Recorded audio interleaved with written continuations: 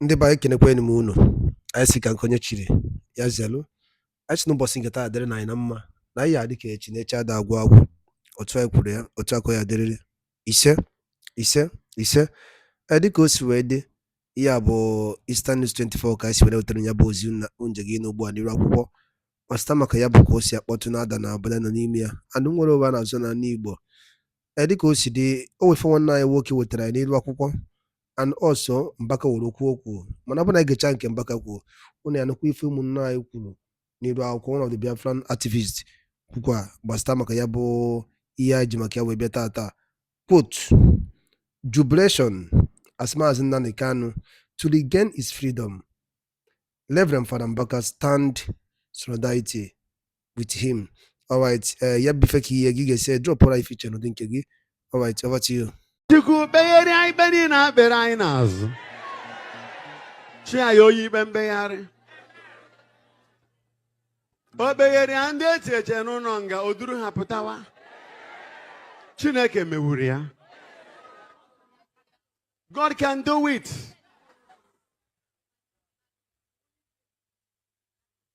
It's only in Nigeria that the court can set somebody free and the government will say, no, keep the person. So in this mass, we lift our hands and pray for the full release of Nnamdi Kanu.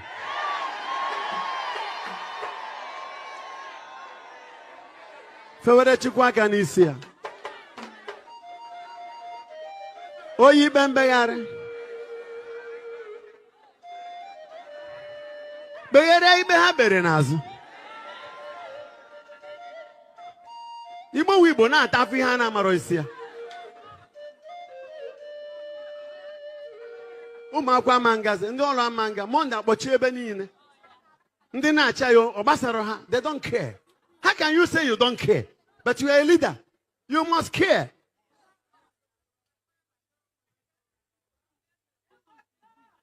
So we put this as our intention.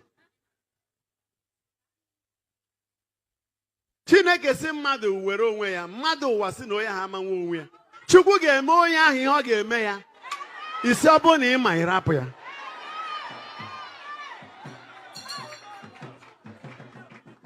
Then why the judiciary? There are three arms of government: the executive, the legislative, and the judiciary.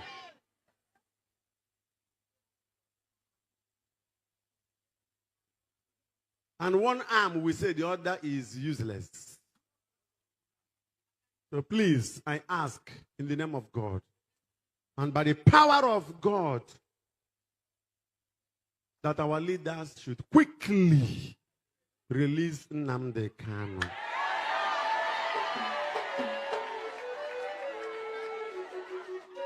We cannot just be distracted by the new currency, by fuel scarcity.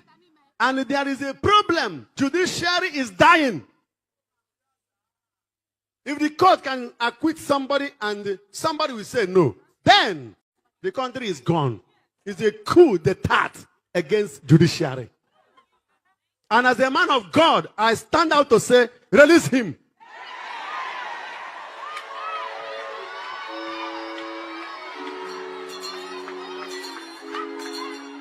Do the needful. Our people are suffering. A lot of suffering in the country. Perpetuated by our so-called leaders. I'm not a politician and I don't intend to be one. I'm a prophet of God. My job is to speak when God is angry. I will represent the voice of God in anger. When God is happy, I will speak and represent the voice of God in joy. The poor masses are suffering. Today is Nnamdi Kanu, tomorrow it can be you. And you go to court and court will say, release this person. And the governor or the president will say, no.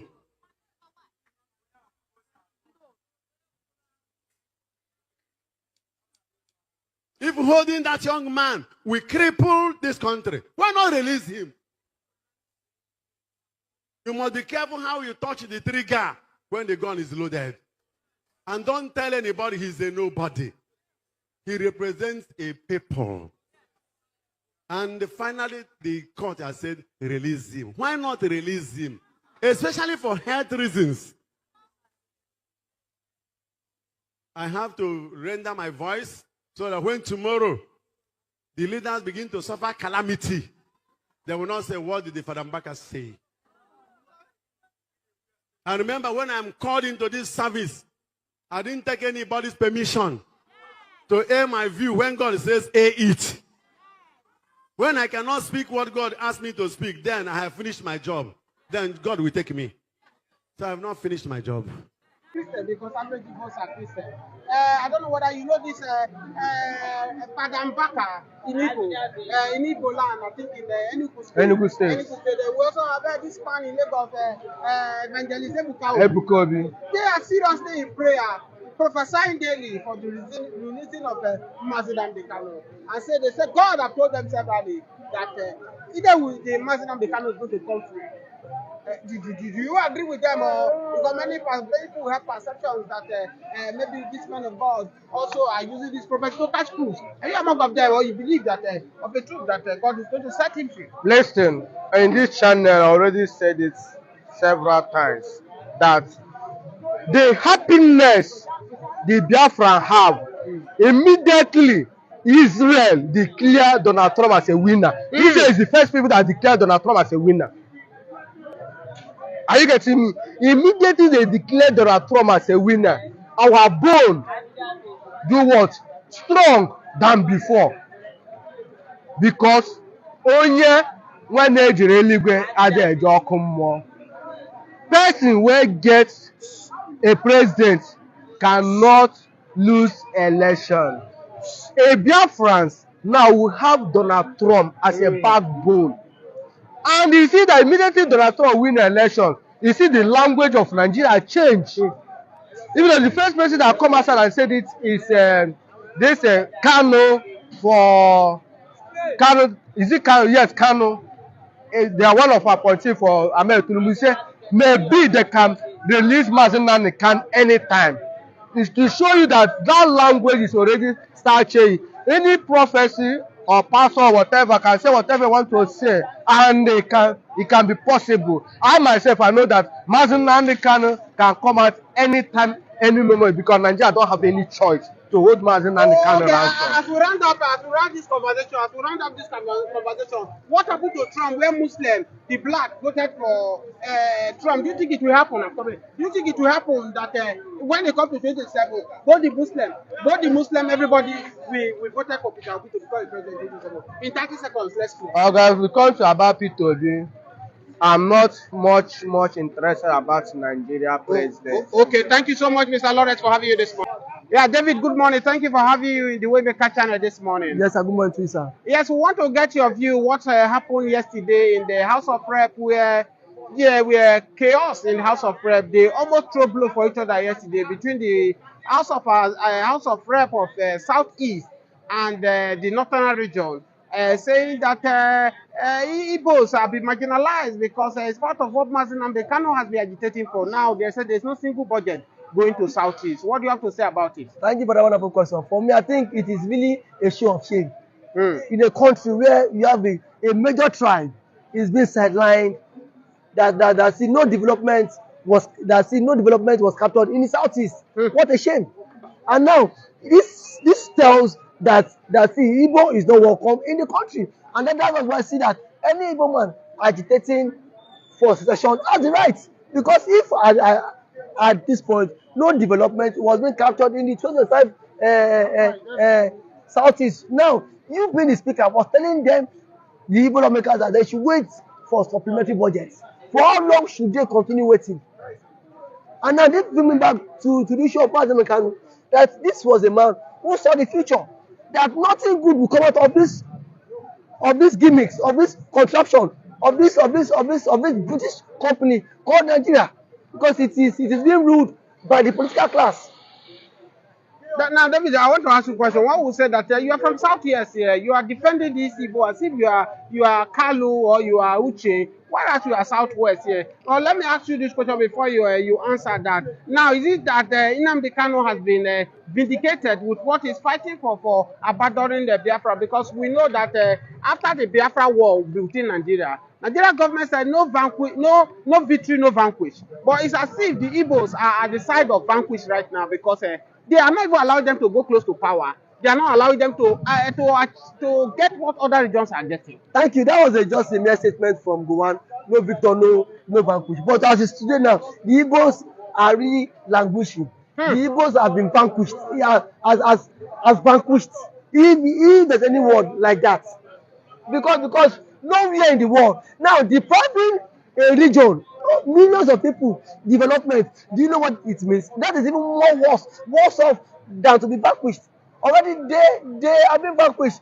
Now don't let them remember that the same people who are holding Mazen Kanu in incarceration has deprived a ethnic group development. You know what development means? That every the good thing that was supposed to attract investors in that region has been placed on hold temporarily because their region was not captured. And we have lawmakers who still believe in the unity of one Nigeria. This, if I were from the Igbo tribe, it is the time for me to start championing that all the lawmakers should be recalled. Every lawmaker from that extraction should be recalled. If I were from the Igbo extraction, they should be recalled because what is the usefulness in the house? If you be a senator, a House of member, and yet you cannot attract one single project in the 2025 budget to your constituency, and will you come back 2027 and preach one Nigeria to me? Who does that? Because I think people too should not be gullible. If you cannot represent my interest, you claim that one Nigeria. You've been advocating for the unity of one Nigeria. But now it is time for me to enjoy dividends and the benefit of one Nigeria, and yet you've deprived me of that dividends, of that unity, and now you still want me to believe in the ideology of one Nigeria. Who does that? Now, let me ask you a question. Uche Kalu is a deputy House of Speaker in that house. What is he doing that he cannot speak for his region? That these things doing to my region is unfair. One will say that you have interviewed most of the Igbos severally, and they call their leader a fulefu. That their leader betrayed them because of their personal interest. What do you have to speak to the leaders? Mazi Uche Kalu is being imposed there by some elements. By some individuals, by the owners of the country. He is not working for the interest of the Igbos. If truly is working for the interest of the Igbos, the deputy speaker of the house is entire region is being deprived of development, so he cannot come out and then speak against this. He shows he is not backing up for the interest of his people. He has his own diverse interest. That is what is saying. And then this brings me back to the issue of Mazen Kanu. Is Kanu right? Kanu is right. Sir, I am not. You're asking me? Yeah, yes, is a question. Now, is what Kanu is doing, is it being justified? In all of this put together, Mazen Kanu has been justified. Now, you claim that there are 3 major tribes in Nigeria, Wa, Zobia. Now, you only have Wa and then Zo. The Bia be removed. It's not removed. It's letter. Then that means that you now believe. Now you now want the evil man that when come to the evil man should have faith. The evil man should believe that see Nigeria is one. Where they have been deprived that they cannot get close to they cannot get anywhere to near the seat of power. The power rotation has always been the Hausas and the Yorubas. The Igbo man has been excluded. Mr. Deb, I wanted to take you to this question. One of the prominent men in the Yoruba land that we just lost, Pa Ayo Adebanjo, the president of Afenifere, may gentle soul rest in peace. He keeps shouting before he died, even before that general election, that it is time to allow the Igbos to bring what they have to the table. If really we want them that we are one Nigeria. Even before after his death, he also called President Bola Ahmed Tinubu to release Mazen Kanu. Now I want to ask you this question. With what you have said so far, do you think that Mr. President Bola Ahmed Tinubu have hand in what is happening? Pa Adebanjo is a good nationalist. He's a good nationalist who truly spoke in the interest of democracy, in the interest of the common man, and in the interest, irrespective, that's not the fact he hails from the Southwest region. He had always been pushing for the Igbo presidency. It shows the man who has who believes in the Igbo presidency. But the question of the matter is, the Southeast leaders, are they also ready for Mazi Kanu to be released? Let's put away sentiment aside now. Let's put away those who are not from that region. The president has told them countless times, let the Southeastern governors come. Let us have a roundtable meeting. How many of you can shorten Mazi Kanu for his release? It is on the dailies. Go check the dailies that the president summon them and let us have a meeting for the release of Mazi Kanu. How many of the governors turn up? It is not coming out to the media to shout, release Kanu. Instead of them, do they want Kanu to be released? Knowing fully well that if Kanu is being released today, Kanu has this influence over the governors and then the lawmakers. So you being a governor, they will not allow that to happen, because you know that if today Kanu is being released, their influence in that state would drop down. Even without being released, Kanu will give order.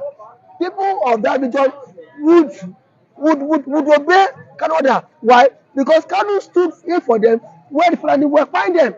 I wanted to ask you, David. I know you are familiar with most of the Igbo story. Right now, there is a video that is trending now. What? There is a video that is trending now where Dr. Orabueze will be accusing Bianca Ojukwu for betraying Biafra, because they said, according to the report, allegedly said that he played a major role by making sure that Samuel Ekpan is being kidnapped, and he did so many harms to Biafra, because one look at him that he's a wife of Ojukwu, one will accept that he should have collected that appointment from Tinubu. But now that he has collected it, instead of use this opportunity and advise Tinubu what to do, Biafrans are crying, are complaining now that the woman is doing more harm, as Dr. Orabueze has said. I think I have always maintained my stance, and I will continue to say on this, that President Bola Tinubu brought in Bianca Ojukwu into his government to be a spoiler to the Biafra agitation. It was actually at the right timing, knowing fully well that